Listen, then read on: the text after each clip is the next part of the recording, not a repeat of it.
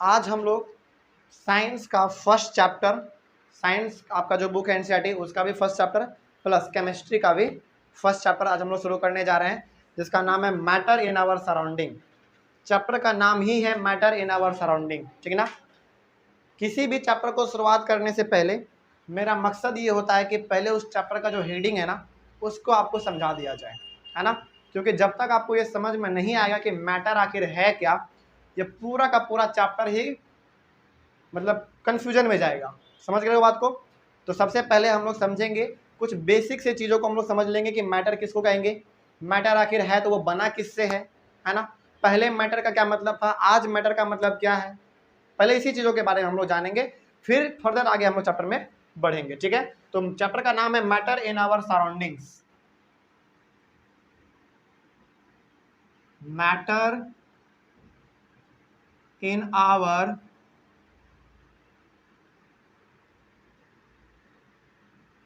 Surroundings.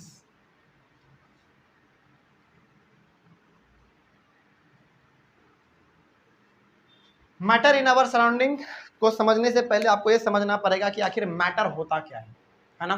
देखो सुनो, सबसे पहले इस पूरे यूनिवर्स में केवल हम प्लान इंडिया का मतलब कि हम केवल अर्थ का बात नहीं कर रहे हैं।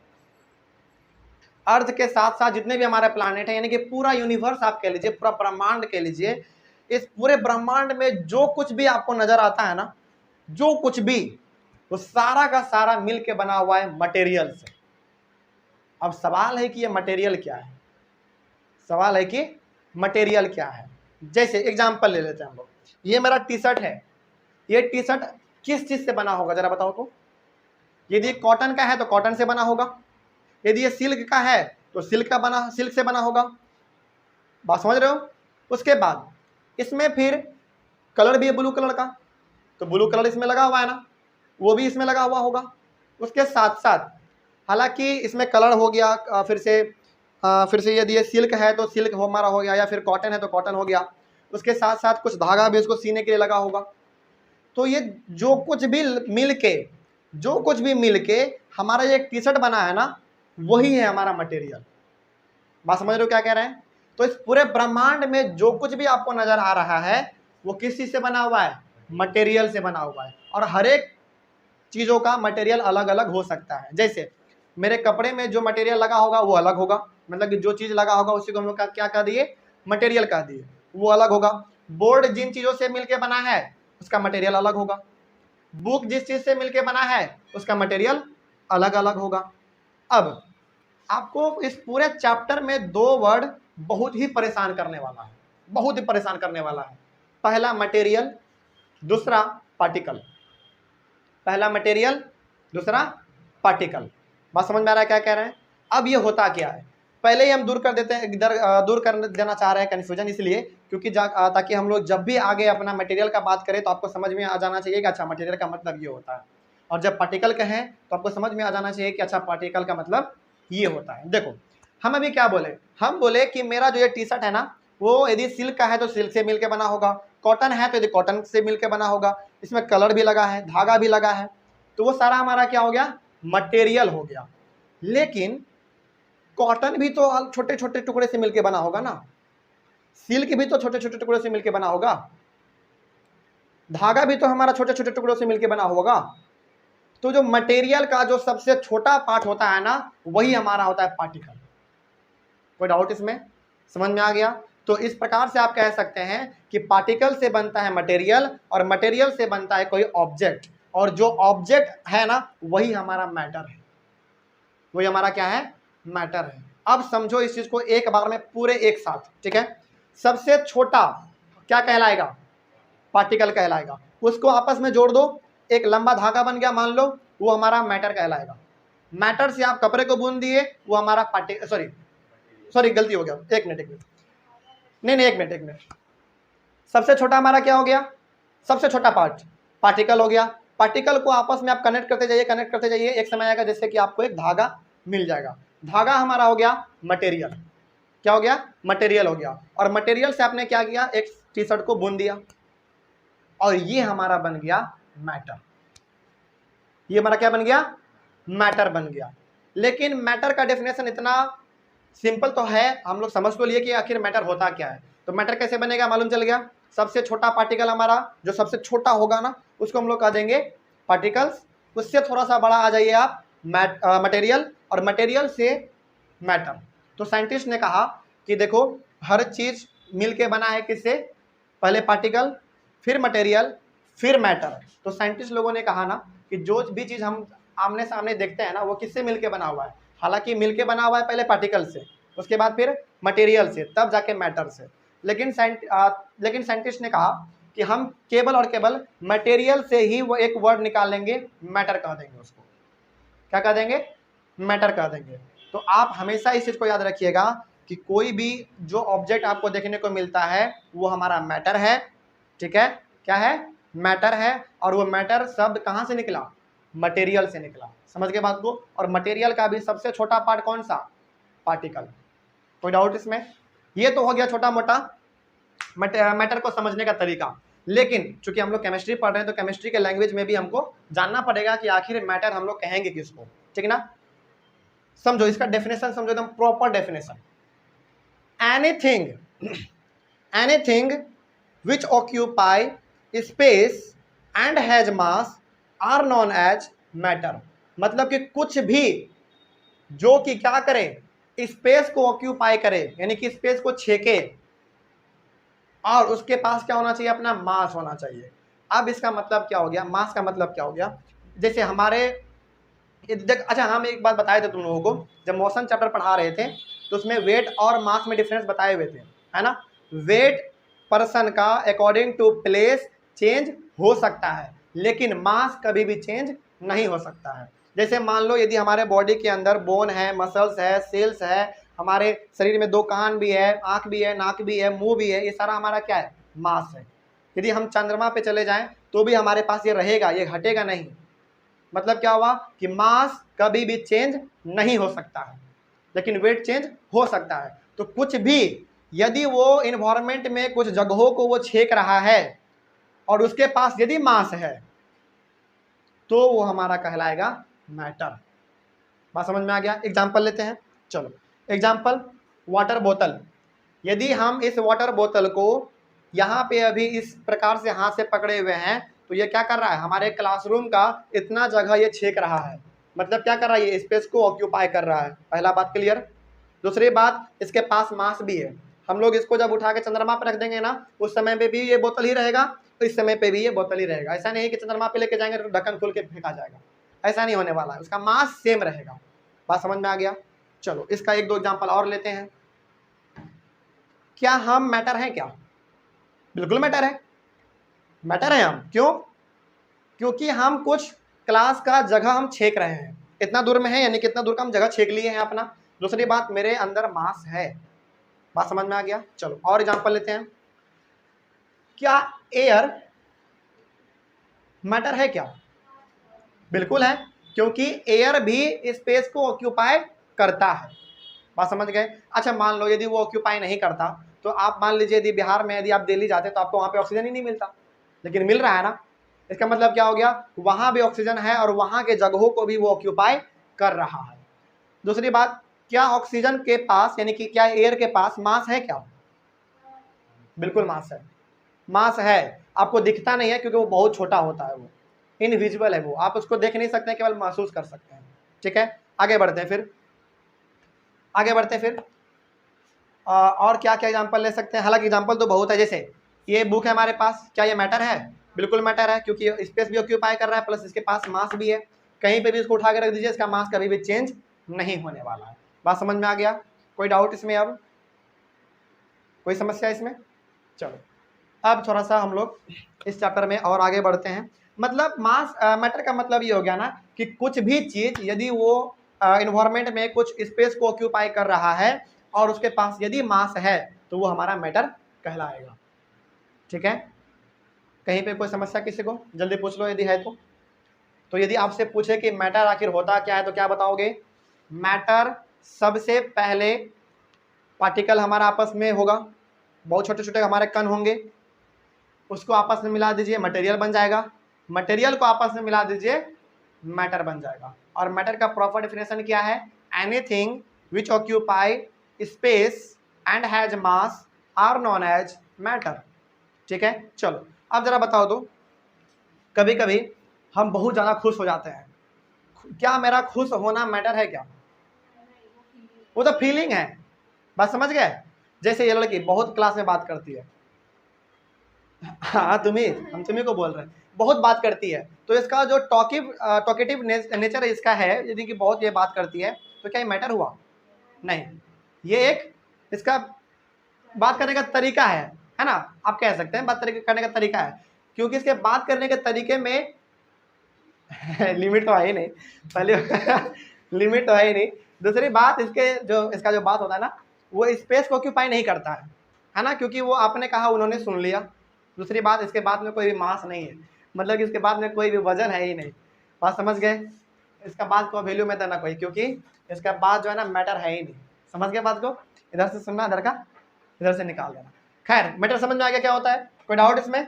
चलो आगे बढ़ते हैं। फिर हमारे जो बहुत पुराने जो लोग थे ना, जो फिलोसफर्स थे, जो साइंटिस्ट थे, उन्होंने अपना थ्योरी उस समय पे दिया हुआ था। हालांकि आज तो हमारा साइंस बहुत ही डेवलप हो चुका है, आज हमारा साइंस बहुत ही डेवलप हो चुका है, ठीक है ना। लेकिन जो हमारे पुराने फिलोसफर्स थे, जो हमारे पुराने साइंटिस्ट लोग हुआ करते थे ना, वो हमेशा ये कहते थे कि कोई भी चीज़ इन्वायरमेंट में जो आप देखते हैं ना, वो 5 चीज़ों से मिलकर बना हुआ है। किन 5 चीज़ों से मिलकर बना हुआ है? ध्यान से सुनना। यदि पुराने कोई साइंटिस्ट होंगे ना, वो हमको कहेगा कि देखो भाई, यदि ये मैटर है ना, तो ये 5 चीज़ों से मिलकर बना हुआ है, 5 चीज़ों से मिलकर बना हुआ है। मतलब कि वो लोग इस प्रकार से मैटर को डिफाइन करते थे कि जो भी चीज़ आपको सामने दिख जाए वो 5 चीज़ों से मिलकर बना रहेगा। पहला है आपका इसमें, हाँ, उस 5 चीज़ों को इन्होंने कहा पंच तत्व। क्या कहा? पंच तत्व। एक मिनट रुक जाओ। पंच तत्व। पंच तत्व का मतलब क्या? 5 तत्व, यानी कि 5 एलिमेंट। समझ गए? और इस 5 एलिमेंट में हमारा था पहला air, earth, fire, sky and water. क्या क्या था? सबसे पहला था हमारा, इस 5 तत्व में सबसे पहला हमारा था एयर। दूसरा क्या है? अर्थ। तीसरा क्या है? क्या है? फायर। चौथा क्या है? स्काई। और पांचवा क्या है? वाटर। तो जो हमारे पुराने साइंटिस्ट लोग हुआ करते थे ना, वो कहते थे कि इन्वायरमेंट में जो भी चीज़ आपको दिख रहा है ना, वो इन्हीं 5 चीज़ों से मिलके बना हुआ है, ये इनका कहना था। लेकिन जैसे जैसे धीरे धीरे हमारा समय बदला, है ना, साइंस धीरे धीरे डेवलप हुआ, लोगों को ये समझ में आने लगा कि हाँ, आप जो कह रहे हैं ना, वो ठीक है। देखो, यदि इस चीज़ को देखा जाए ना, क्या बोलो बोलो बोलो। हाँ, इंडियन फिलोसफर बोलते थे ये। नहीं, देखो, इंडियन फिलोसफर्स का ये कहना था ना कि कोई भी चीज़ जो है ना, ये 5 चीज़ों से मिलकर बना हुआ है। देखो, वो इसलिए कहते थे ना, क्योंकि यदि आज भी आप किसी इंसान से यदि आप पूछे ना, तो वो कहेगा कि इंसान यदि मरता है ना, इन्हीं 5 चीज़ों में मिल जाता है। देख लो। नहीं नहीं, इंडिया का केवल ये धारणा था, केवल ये इंडियन फिलोसफर्स का कहना था, इंडियन साइंटिस्ट का कहना था कि कोई भी चीज़ इन 5 चीज़ों से मिलकर बना हुआ है। और वो इसलिए कहते थे ना, क्योंकि उन लोगों का यह मानना था कि कोई भी चीज़ यदि मान लो, यदि फॉर एग्जांपल यदि ह्यूमन बींग्स डेथ करता है, या फिर ये बोतल यदि हमारा खत्म हो जाता है, तो ये इन्हीं 5 चीज़ों में जाके मिल जाता है। हाँ, बोतल भी उनका कहना था, उसका कहना था। जैसे देखो, मान लो कोई ह्यूमन बींग का डेथ हो गया, है ना, हवा में उसका प्राण मिल जाता है। हालांकि स्पिरिचुअल है, बात समझ रहे हो, स्पिरिचुअल है, मतलब समझना इस चीज़ को। लेकिन साइंस डेवलप हुआ, इस थ्योरी को थोड़ा सा पीछे रख दिया गया, और अलग थ्योरी को हम लोग आज पढ़ते हैं। क्या थ्योरी है, अभी हम लोग जानेंगे। तो जैसे मान लो कोई इंसान यदि मर जाता है, तो उसका प्राण जो है वो खत्म हो जाता है। बात समझ गए?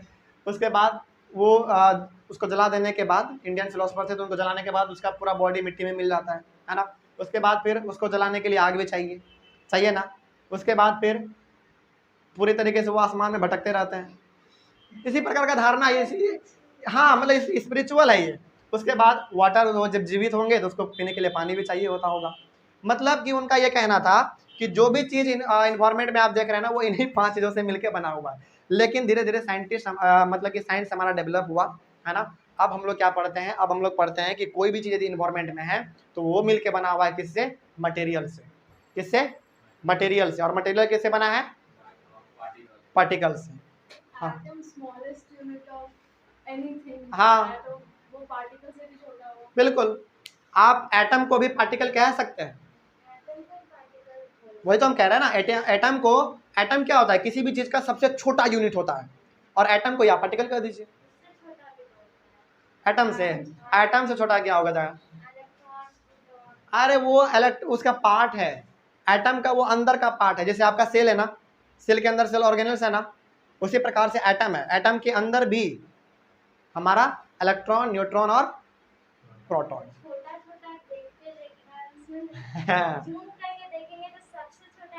हाँ, लेकिन आप कह सकते हैं कि छोटा और भी उसके अंदर होता है, लेकिन हम लोग साइंस में उसको पढ़ते नहीं है। हम लोग मेनली यदि छोटा यूनिट का बात करते हैं ना, तो हम लोग एटम का ही बात करते हैं, उसके कंस्टिट्यूएंट यूनिट का हम लोग बात नहीं करते हैं। ठीक है, उसी प्रकार से कोई भी, हाँ, इंडियन फिलोसफर का ये कहना था कि कोई भी चीज़ है तो इन 5 चीज़ से मिलकर बना हुआ है, ठीक ना। लेकिन जैसे जैसे हमारा साइंस डेवलप हुआ और हम लोग आगे बढ़ते चले गए, तो हमारे सामने ये कॉन्सेप्ट आया कि कोई भी चीज़ यदि आप एनवायरनमेंट में देख रहे हैं तो वो मटेरियल से मिलके बना हुआ होगा, यानी कि पार्टिकल से मिलके बना हुआ होगा।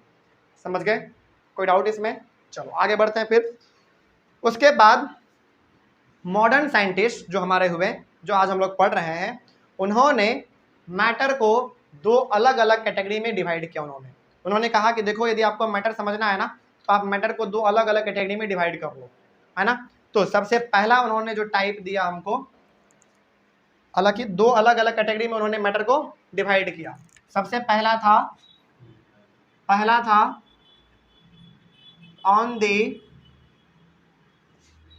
The basis of physical properties. On the basis of physical properties, उन्होंने कहा कि जब आपको मैटर समझना है तो आप मैटर को 2 अलग अलग पार्ट में डिवाइड कर लीजिए। पहला फिजिकल प्रॉपर्टी के बेसिस पे डिवाइड कीजिए, दूसरा on the basis of chemical properties. Chemical properties, इसमें भी अलग अलग टाइप है, इसमें भी अलग अलग टाइप है। क्या टाइप है? On the basis of physical properties में हम लोगों को 3 चीज पढ़ना पड़ता है। पहला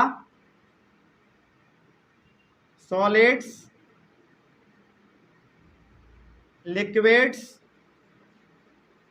एंड गैसेस। मतलब कि आप ये भी कह सकते हैं कि फिजिकल प्रॉपर्टी को 3 अलग अलग कैटेगरी में फर्दर डिवाइड किया गया है, सॉलिड, लिक्विड एंड गैस। ठीक है, उसके बाद फिर केमिकल प्रॉपर्टीज को भी अलग से फर्दर 3 अलग अलग कैटेगरी में डिवाइड किया गया है। पहला है कंपाउंड, एलिमेंट एंड मिक्सचर। पहला क्या है?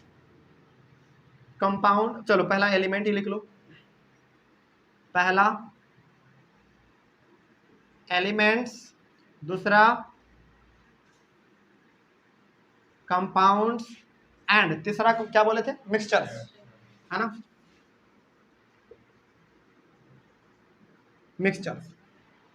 समझ में आ गया? तो मैटर को हम लोग 2 अलग अलग कैटेगरी में डिवाइड कर लिए, on the basis of physical property solid, liquid, gas, on the basis of chemical properties elements, compounds and mixtures. ठीक है, और ये जो आप देख रहे हैं ना पहला वाला टाइप, ये पहला वाला टाइप हमें फर्स्ट चैप्टर में ही पढ़ना है, यानी कि मैटर इन आवर सराउंडिंग में हमारा जो हम लोग जो पूरा का पूरा पढ़ेंगे ना, वो इन्हीं के बारे में पढ़ेंगे। ठीक है, फिजिकल प्रॉपर्टी के बारे में पढ़ेंगे। और हमारा जो नेक्स्ट चैप्टर है, नेक्स्ट चैप्टर का नाम क्या है? Is matter around us pure, है ना, उसमें हम लोग पढ़ने वाले हैं इस सेकेंड टॉपिक को। समझ गए बात को? तो चैप्टर को यहाँ पे डिवाइड कर लो। तो पहले चैप्टर में हमको ये पहला पॉइंट पढ़ना है और दूसरे चैप्टर में फिर हमको इसके बारे में पढ़ना है। मतलब क्या हो गया? मतलब ये हो गया कि पहले चैप्टर में हम लोग सॉलिड, लिक्विड, गैस को एकदम डिटेल्ड में पढ़ेंगे। समझ में आ गया? और सेकेंड चैप्टर में फिर हम लोग एलिमेंट, कंपाउंड और मिक्सचर क्या होता है उसके बारे में हम लोग पढ़ लेंगे। इसमें कहीं पे भी अब किसी को भी कोई डाउट? तो क्या हमारा एक मैटर इन आवर सराउंडिंग का इंट्रोडक्शन हो सकता था, हम लोग समझ गए? कोई डाउट इसमें होगा आप किसी को? तो एक बार फटाफट रिवाइज कर लेते हैं 1 मिनट के अंदर। जो भी चीज आपको इस पूरे यूनिवर्स में देखने को मिल रहा है वो मिल के बना हुआ है किससे? मैटर से। और मैटर किससे मिलके बना हुआ है? पार्टिकल से। यानी कि मैटर, सॉरी एक मिनट, जो भी हम लोग देख रहे हैं उसको हम लोग कहते हैं मैटर। और मैटर किससे बना? मटेरियल से। और मटेरियल किससे बना? पार्टिकल से। यानी कि सबसे छोटा पार्टिकल, उससे बड़ा मटेरियल, और उससे भी बड़ा। अरे एटम का बात यहाँ अभी मत करो। एटम को ही हम लोग पार्टिकल भी कहते हैं, ठीक ना। एटम अभी यहाँ पे मत लाओ, अपने दिमाग में एटम को अभी मत लाओ। एटम हम लोग आगे पढ़ेंगे। एटम के बारे में इतना पढ़ेंगे कि बोलोगे कि सर आप छोड़ दीजिए, हम नहीं पढ़ेंगे, क्योंकि एटम के बारे में है, 3rd चैप्टर में वही है, 4 है, एटम्स एंड मॉलिक्यूल्स ही है। कितना पढ़ोगे? अच्छा, एनसीईआरटी के हिसाब से शायद एटम्स एंड मॉलिक्यूल्स है ना। खैर देख लेंगे हम लोग, ठीक है। तो सबसे छोटा हमारा क्या हुआ? पार्टिकल्स, उससे बड़ा क्या हुआ? मटेरियल, और उससे भी बड़ा मैटर, ठीक है। तो मैटर का एक डेफिनेशन क्या हो सकता था हमारा? मैटर का anything which occupy space and has mass are known as matter, है ना। हो गया। उसके बाद फिर एग्जाम्पल कुछ भी हो सकता है हमारा, जो भी चीज आप देख पा रहे हैं आसपास, सभी का सारा भी हमारा क्या है? मैटर है। और पुराने इंडियन फिलोसफर्स का क्या कहना था? ये कहना था कि देखो भाई, कोई भी चीज आप देख रहे हैं ना, वो इन्हीं 5 चीजों से मिलकर बना हुआ है, यानी कि 5 तत्व से मिलकर बना हुआ है। लेकिन जैसे जैसे हमारा साइंस डेवलप हुआ, मॉडर्न साइंटिस्ट आए, उन्होंने कहा कि उन्होंने मतलब अलग ही थ्योरी दे दिया। उन्होंने कहा कि कोई भी चीज यदि है तो वो मिलकर बना होगा किससे? पार्टिकल से। और पार्टिकल से भी थोड़ा सा और ऊपर चले जाओ, मटेरियल। समझ के बात को? कोई डाउट इसमें? उसके बाद फिर हम लोग अलग अलग कैटेगरी में मैटर को 2 अलग अलग कैटेगरी में बांट दिए हैं, on the basis of physical properties and on the basis of chemical properties, ठीक ना। इसमें हम लोग इसको 3 अलग में बांट दिए हैं, solid, liquid, gas, elements, compound और मिक्सचर के रूप में, ठीक है। पहले चैप्टर में हम लोगों को ये पढ़ना है और सेकंड वाले में हम लोगों को ये पढ़ना है। कोई डाउट अब? चलो, उसके बाद फिर हम लोग अपने चैप्टर को एकदम शुरुआत करने वाले हैं। फर्स्ट टॉपिक हमारा होने वाला होगा physical nature of matter. Physical nature of matter का मतलब हो गया कि फिजिकल प्रॉपर्टीज ऑफ मैटर। बात समझ गए? फिजिकल नेचर बोले या फिर फिजिकल प्रॉपर्टी बोले, बात सेम है। कोई डाउट इसमें? चलिए, थैंक यू वेरी मच।